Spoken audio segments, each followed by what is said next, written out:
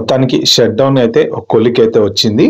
అయితే కంప్లీట్ గా 100% shut down close అయిపోయింది అనుకోవడానికి లేదు. ఎందుకంటే జనవరి 30th వరకు ప్రస్తుతానికి కాంప్రమైజ్ ఎందుకు అంటే, ఒక పక్క ఏటీసీ మన ఎయిర్ ట్రాఫిక్ కంట్రోల్ సిస్టమ్స్ అవి పనిచేయక, వాళ్ళు జాబులకు వెళ్ళక, వాళ్ళకి జీతాలు రావట్లేదని చెప్పేసి మెయిన్ ట్రావెలింగ్ చాలా డిస్టర్బ్ అయింది.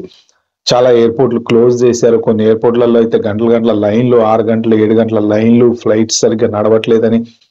సో ఇప్పుడు ఈ షట్ డౌన్ అనేది కాంప్రమైజ్ తో జరిగిందనమాట. సో ఏంటి ఆ కాంప్రమైజ్ అంటే, యాక్చువల్ గా కొంతమంది సెనేటర్స్ ఈ డెడ్ లాక్ ని ఈ ముందుకు తీసుకెళ్లి ఏదో ఒకటి చేసి, అంటే వేరే పార్టీ వాళ్ళ ఒక 7 వాళ్ళకి సంబంధించిన సెనేటర్స్ ఓటేయడానికి ఒప్పుకున్నారన్నమాట. అంటే ఫిలిబస్టర్ ని స్టాప్ చేశారు. ఫిలిబస్టర్ ఏంటంటే జనరల్ గా ఏదైనా ఒక ఎండ్లెస్ డిస్కషన్ అనమాట. అంటే ఒక బిల్లుని అటు పాస్ కానికుండా దాని మీద డిస్కషన్స్ కంటిన్యూ అవుతూనే ఉండటాన్ని ఫిలిబస్టర్ అంటారు. ఇప్పుడు దాన్ని స్టాప్ చేయడం కోసం వీళ్ళకి 60 మెంబర్స్ ఓటింగ్ కావాలన్నమాట. అయితే 52 మంది రిపబ్లికన్స్, ఒక 7 డెమోక్రాట్స్, ఒక ఇండిపెండెంట్.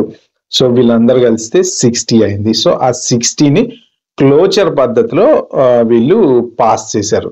సో క్లోచర్ ఓట్ ద్వారా